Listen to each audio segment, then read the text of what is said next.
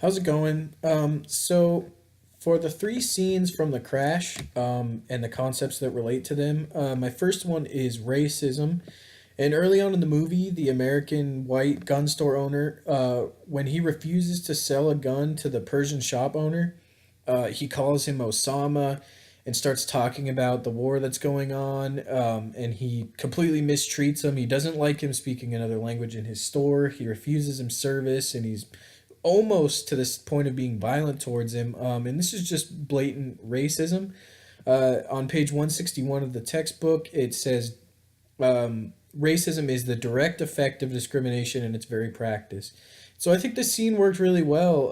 It illustrated perfectly the animosity that someone is who is racist towards another person feels, and how the man who was being discriminated against, how he felt as well. So the second one is stereotyping, and I guess it would be inflexible stereotyping. And so this is after the carjacking. Sandra Bullock's character, Jean, tells Rick that she wants her locks changed in the morning again after the locksmith is working on their house, because the locksmith will probably sell their keys to gangbanger friends, and this is because she's looking at the locksmith, sees that he has some tattoos and that he is Mexican, and because of preconceived notions she has about those things combined, and probably possibly even some experience, unfortunately, in the area that she lives in, she is inflexibly stereotyping against a locksmith. And that's another really good scene.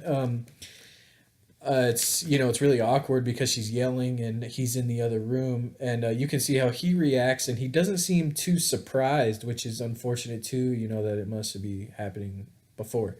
And so the final one is a structural approach to prejudice, and on page 157, that is defined as stresses the climate in one society whereby institutions promote a pecking order among group members.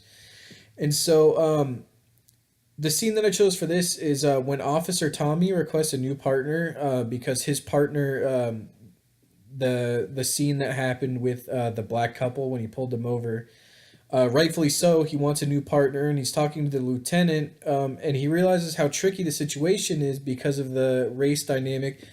But the lieutenant lets him know how hard he had to work to earn his position as a black man in that white dominated field with those prejudices. And so that is like an institution that promotes a pecking order. And sorry to go back, but the I actually had a quote from my second one about inflexible stereotyping, page 153. Inflexible stereotyping holds on to preconceived and negative stereotypes by operating on automatic pilot. And so Sandra Bullock's character basically just automatically kind of blurted out how she felt. Sorry to go back. Anyway, so that's it for the movie. And so next is answering the following questions. Do stereotypes, positive and negative, have a place in our world? How so? This is a really tricky question, I think.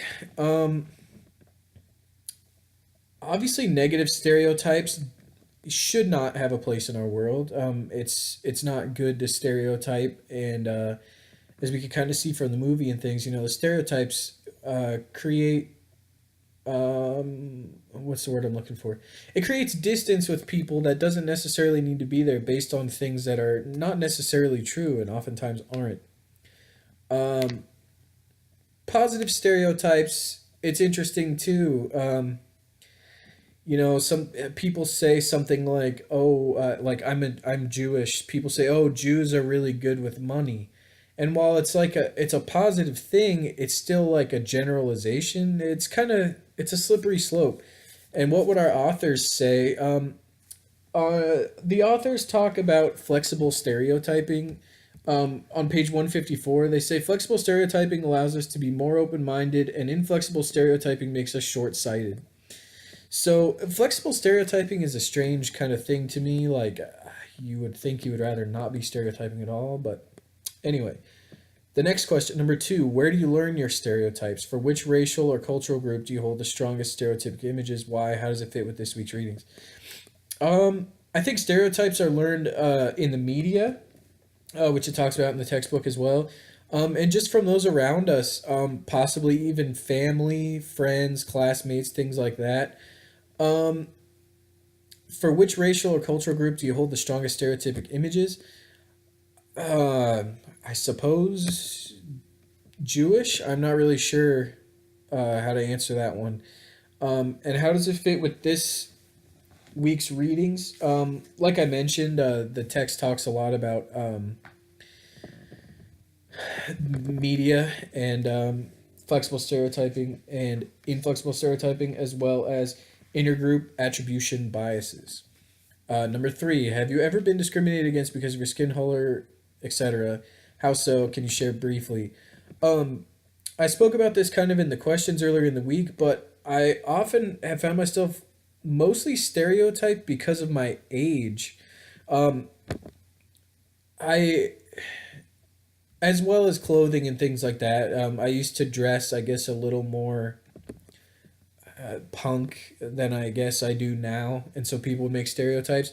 But as regarding my age, though, there have been multiple times where I would be dealing. I deal in vintage clothing and records and things like that, and I would be dealing in those, and people wouldn't think that I really understood what I was doing because I was a lot younger than them. And I'm not trying to toot my own horn, but I do have a lot of knowledge and experience, which I had to learn and I had to research and everything.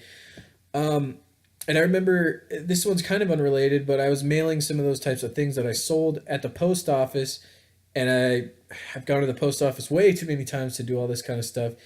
And multiple times at the post office, the people there who didn't know me, they would always think that I was a know-it-all or something because I would say like, "Okay, this goes media mail or whatever," and they would think because I was so young, I didn't know what I was doing, and it was super frustrating. It's always been really frustrating to me, and that kind of ties into number four.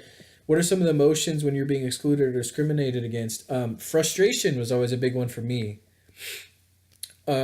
because it's it's tough to be misunderstood or to be misjudged.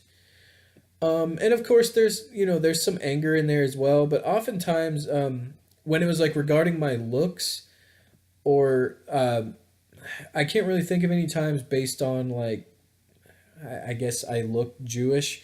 Not too much of that, but a little bit. But there was almost some pity in those instances. Like I felt sorry for the person that they, I guess, were, in my words, were ignorant and didn't think outside of those stereotypes. But I think these are similar to the kinds of experiences identified in the text. Um, when earlier in the chapter, when the that assistant dean, there's I think it's page 144. Um, she's mistaken as a waitress, and she's actually the dean of the school, and it's because she's black, and I guess in that area, that's a job that is dominated by people that are black. And so that sort of frustration and sadness is something I can kind of identify with. Number five, what can you do personally to counteract racism and prejudice?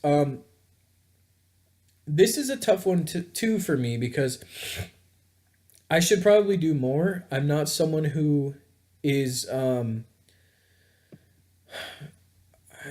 probably as gung ho about counteracting these things as I should be. I mean, if I saw some blatant racism, I would speak up, but some comments and things, I should probably say, "Hey, that's not cool," or something like that. I think everyone is responsible for counteracting racism and prejudice. I think that as human beings, as part of the main group, we're all human beings.